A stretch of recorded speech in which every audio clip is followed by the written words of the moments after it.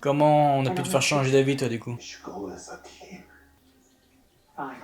Juste comme ça, ok. Oh là, c'est le genre d'écriture de psychologie, mais allez vous faire enculer, s'il vous plaît. C'est bien que ça continue. Là, voilà. Là, un vrai point de vue différent, voilà, qui nous montre clairement autre chose. Je suis désolé de me répéter, je suis désolé. Je comprends bien sûr le fait, c'est une excellente idée. Des points de vue différents, bien sûr, mais là, putain, les trois quarts. C'est exactement les trois quarts, putain, les mêmes dialogues. Les mêmes scènes. Mais par contre, voilà, avec des valeurs de plan différentes, s'il vous plaît. Ah, je veux bien, mais là, me faire enculer comme ça, merci. Pourtant, hein, vous savez, je suis défenseur malgré toute cette série, malgré ses défauts, mais là, c'est bon. Pas me prendre pour un con non plus. Hein. Ouais, dans le scénario, dans l'arrière, ouais, quelque chose cloche, ouais. Et vous étiez trois scénaristes là-dessus, vous vous foutez pas un peu de la gueule du monde? Pendant qu'il y a d'excellents scénaristes qui crèvent la faim? Putain. Heureusement qu'il y a des Tony Gilroy, des Dan Gilroy, des Beau Willimon, etc. qui bossent sur une série comme Andor, hein, je vous le dis.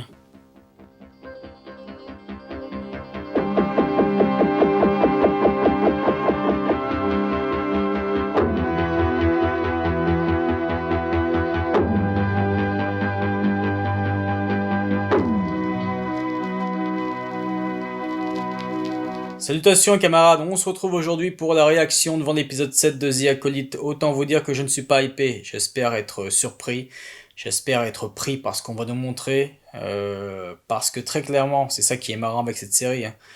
Son public, enfin il y a différents prismes. Là je pense que c'est la série Star Wars qui a le plus de prismes différents par rapport au public. Là je ne vais pas parler des haters, non, on en a assez parlé de ces haters sans argument, non. Je pense par exemple aux personnes qui n'apprécient pas la série depuis le début, mais qui ont des arguments. Voilà, on ne peut rien leur dire. Hein. Il y a celles et ceux qui, comme moi, ont surtout apprécié les premiers épisodes. Je pense notamment aux deux premiers. Leslie Headland, on peut la critiquer, mais en termes de réalisation, de direction d'acteur, de photographie, et même un petit peu d'écriture, voilà, c'était elle qui était la seule sur les deux premiers scénars. Là, tu sentais. Là, oui, parfois ça jonglait, ça pouvait peut-être un petit peu être maladroit, mais il y avait une certaine authenticité. Et ensuite, il y a les fameux cahiers des charges des autres séries Star Wars qui reviennent en fait. Et c'est con parce que du coup, là, tu vois que cette série a le cul entre deux chaises. Et c'est dommage vu le potentiel. Bon, sinon, troisième prisme du public, et il y a justement ceux à l'inverse de moi qui préfèrent, à partir de ces cahiers des charges, à partir de l'épisode 3, 4 surtout, même si bon l'épisode 5, sacré combat, voilà, sacrée scène, sacrée chorégraphie, hein, voilà, moi vous savez j'ai un ressenti non manichéen, même si les cahiers des charges me cassent les couilles depuis l'épisode 4, très clairement, ouais, ça me casse bien les burnes, mais je dois le dire, il y a quand même des bonnes choses à apprendre, enfin surtout en ce qui concerne les derniers épisodes, oui, pour le 5, forcément, ces fameux combats, fameuses chorégraphies, on va pas revenir dessus, ça faisait du bien de voir ça dans du Star Wars en live action, cette violence aussi. Donc, je disais, voilà, il y en a qui apprécient depuis l'épisode 4, et aussi, il y a ceux qui apprécient depuis le début, voilà, qui s'en foutent du cahier des charges, qui s'en foutent de la différence de qualité ou des valeurs de plan ou photographie ou autre, ils s'en battent les couilles, ils apprécient, et tant mieux, voilà, chacun son Star Wars encore une fois, c'est pour ça, c'est assez marrant, c'est divers prismes. Et donc, pourquoi je ne suis pas épais aussi, parce que je sors d'une petite session montage de la seconde partie de The Shield, et également, je me suis tapé les épisodes 3 et 4 de The Wire. Alors, vous comprenez, hein, passer des séries authentiques comme ça pour revenir à The Acolyte, même si oui, j'ai bien conscience, hein, c'est forcément des cahiers des charges différents, c'est forcément des publics différents, mais quand même, là, en plus, je suis un peu crevé, donc j'espère, voilà, tout simplement être pris dedans, retrouver aussi un petit peu de ce que j'aimais dans les deux premiers épisodes, c'est tout ce que je demande. Voilà, trêve de blabla, on se lance. On va donc retrouver ce fameux Tagonada, je ne sais plus comment ça se dit, bref, le réalisateur déjà de la première partie du flashback.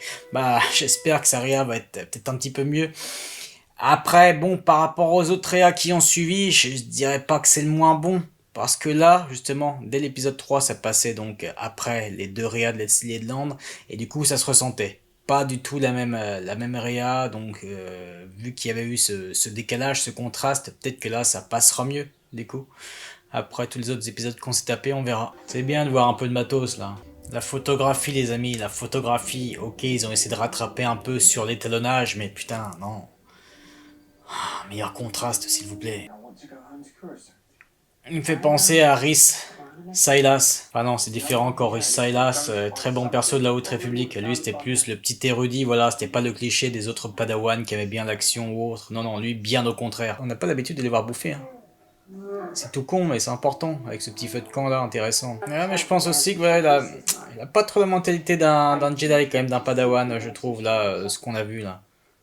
Très clairement, dans son attitude, dans sa façon de penser, je peux comprendre, hein, voilà, qu'il en est marre, ça fait 8 semaines, je sais plus combien de semaines, voilà, mais non, non, non. C'est une maître, elle, très indulgente, hein, putain. Par contre, si vraiment, là, voilà, on nous raconte exactement la même chose, j'imagine que oui, mais d'un autre point de vue, bon, faites attention.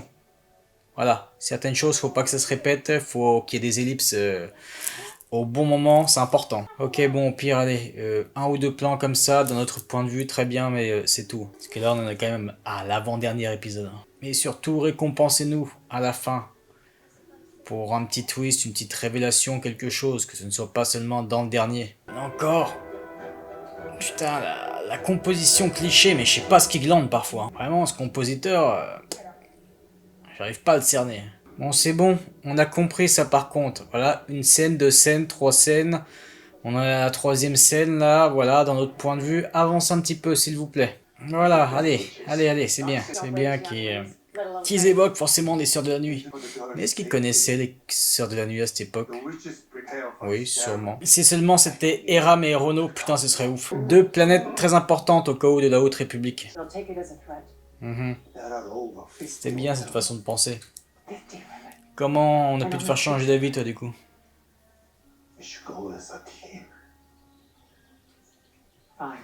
Juste comme ça, ok. Pff, oh là, c'est le genre d'écriture de psychologie, mais allez vous faire enculer, s'il vous plaît, quoi. Ah non, mais bon, il n'y a aucun argument, quoi. Oh, c'est comme ça, retourne sa veste, fine. Ouais, merci. Forcément, le changement de point de vue, mais là, du coup, cette scène-là, par ce plan, tu perds l'intensité de leur arrivée par rapport à leur arrivée de l'autre plan qu'on nous avait montré avec les compositions musicales de l'épisode 3. Ça, c'est intéressant, par contre. C'est bien que ça continue. Là, voilà. Là, un vrai point de vue différent, voilà, qui nous montre clairement autre chose. Je m'attendais pas à ça de sa part, elle. Donc ça, c'est intéressant de montrer ça. J'aime bien son jeu à lui. Exploiter le plus. Voilà, vu qu'il y a quand même pas mal de cuts, encore une fois, et des fois, tu peux pas forcément saisir, ça met pas forcément en valeur l'acting des acteurs-actrices. Là, montrez-nous ça, c'est bien, ça. Par contre, ça commence de nouveau à retourner en rond avec les dialogues on sait. Je suis désolé de me répéter, je suis désolé. Je comprends bien sûr le fait, c'est une excellente idée. Des points de vue différents, bien sûr, mais là, putain, les trois quarts. C'est exactement les trois quarts, putain, les mêmes dialogues. Les mêmes scènes. Mais par contre, voilà, avec des valeurs de plan différentes, s'il vous plaît. Ah, je veux bien, mais là, me faire enculer comme ça, merci. Pourtant, hein, vous savez, je suis défenseur malgré toute cette série, malgré ses défauts, mais là, c'est bon. Pas me prendre pour un con non plus. Hein. Ouais, dans le scénario? Dans l'arrière? Ouais, quelque chose cloche, ouais. C'est vrai qu'ils sont déjà trop intervenus, c'était intéressant qu'elle dise ça. Après, tu peux comprendre, forcément, ça connaît, hein. Ah, c'est pas parce qu'il est Jedi que... Ah non, faut pas s'énerver, non, non, non. Ça existe, hein, bien sûr. Là, on parle pas de haine. On parle bien de colère. C'est bien qu'ils découvrent ça, eux, voilà. Allez, allez, enfin. Au bout de 3 quarts d'épisode, ça devient intéressant. Allez-y. Quand même bizarre. J'ai quand même du mal avec sa psychologie à lui. Enfin, t'es padawan, mec, quand même, là. Après, oui, c'est parce que, oui, elle est sûrement rentrée dans sa tête, du coup, oui, il y a quand même un petit truc qui fait que, mais même, ça concorde avec sa psychologie à lui, qui est très décalée par rapport aux autres Jedi. Mais là, depuis le début, j'aime beaucoup sa psychologie. Mais je le sens bien venir, hein. Quand même, certains dans les commentaires qui vont me dire, mais oui, forcément, tu défends cette série depuis le début. Enfin, non, je la défends pas, vous le savez bien. Moi, je pose un regard non manichéen. Forcément, il y a des défauts, mais je défends certaines qualités par rapport au Favreau, au Filoni et tout. Oui, oui, mais là, c'est vrai que là, par contre, ouais, je n'aime pas être pris pour un con. Désolé, hein. Là, je ne fais que me répéter dans cette vidéo, mais putain. C'est quoi ce ralenti, ce slow motion dégueulasse, s'il vous plaît? Et on a compris qu'il a pas fait exprès, ok, mais c'est... C'était nul. Enfin, c'était très mal... Enfin, s'il vous plaît. S'il vous plaît. Si vous voulez nous montrer une maladresse, faut le faire bien, en fait. Là, c'était on ne peut plus brouillon. Quand il était bon, son... C'est con parce que ça aurait pu être putain d'intéressant et de badass le plan qu'il y a eu sur lui. Mais là, putain, là aussi trop brouillon. Putain, en fait, des fois tu peux sentir le potentiel, mais putain, ça passe à côté, c'est mal exécuté, mais quel dommage. Voilà, allez. Allez-y. Un peu plus viscéral, s'il vous plaît. Même si c'est intéressant de voir forcément la manière de se déplacer des Wookiees, voilà, qui ont bien sûr des mouvements un peu plus lents. Ce n'est pas évident pour eux, leur grande taille. C'est très con ce que je dis, c'est une évidence, mais bon. Mais malgré tout, ça rend le combat pas dingue. Puis avec une réa qui est pas toujours bien servie. Voilà, de temps en temps, ça passe à des types intéressants comme ça. Et certains vont me dire, ah mais ça, voilà, on nous montre ce point de vue-là. Oui, d'accord, ok, ça c'est vrai qu'on ne l'avait pas vu. Que c'est lui qui essaie de les tenir, de les sauver, mais bon, voilà. 2-3 petites choses, ça fait pas tout, hein. C'est bien de voir le Kanaka faire les sons pas derrière, forcément. Il me faisait de la peine. Là, pourquoi pas au niveau écriture, ok. C'est pas manichéen entre eux.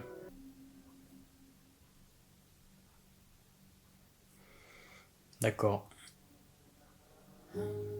Et vous étiez 3 scénaristes là-dessus, vous vous foutez pas un peu de la gueule du monde? Pendant qu'il y a d'excellents scénaristes qui crèvent la faim? Putain. Heureusement qu'il y a des Tony Gilroy, des Dan Gilroy, des Beau Willimon, etc. qui bossent sur une série comme Andor, hein, je vous le dis. Oh non, mais n'allez pas nous remettre cette... Bon, après ça forcément, oui, c'était la première fois où ils avaient créé une chanson exprès, on l'a bien vu il y a 1 ou 2 semaines. Le clip, ok, mais ça fait bizarre sur ça, s'il vous plaît, ça me fait penser au trailer de Gladiator 2 avec putain de style rap R&B, bah, comme on voit depuis 1 ou 2 ans sur certains trailers, ça me fait penser aussi, on entendait ça aussi, ce type de chanson là sur un des trailers de Tenet entre autres. Là les gars, s'il vous plaît. Enfin bref, bon ça c'est un détail parmi ce qu'on a vu, hein. Qu'est-ce que vous voulez que je vous dise? On va se retrouver pour l'épisode 8 et voilà. Je vais pas revenir sur tout ce que je dis, sur tout ce que je pense de la série, voilà, j'en ai assez dit. Très clairement ça me fatigue. Là je vais devoir trouver la motive pour faire le montage de ça, là, de ce que j'ai filmé. De ce qu'on vient de voir. Bon, sinon, quant à nous, on va se retrouver donc la semaine prochaine pour la vidéo réaction des épisodes 3 et 4 de The Wire. Je vais poursuivre la découverte. En ce qui concerne la vidéo The Shield, elle arrivera bien plus tard. Peut-être en septembre, je pense, parce que là, ça va s'enchaîner aussi les vidéos réactions de Batman Caped Crusader. À voir. Là aussi, je croise les doigts hein, pour une authentique écriture, vu que le peu que j'ai vu de direction artistique et d'animation, vous l'avez bien vu dans ma vidéo, ça ne m'a pas trop botté, mais bon, à voir. Il y a quand même Greg Rucka, Ed Brubaker pour le scénar, logiquement ça devrait envoyer. Bon voilà, je vous souhaite une bonne journée ou une bonne soirée, et que la force soit avec vous, il le faut en ce moment. Allez, ciao!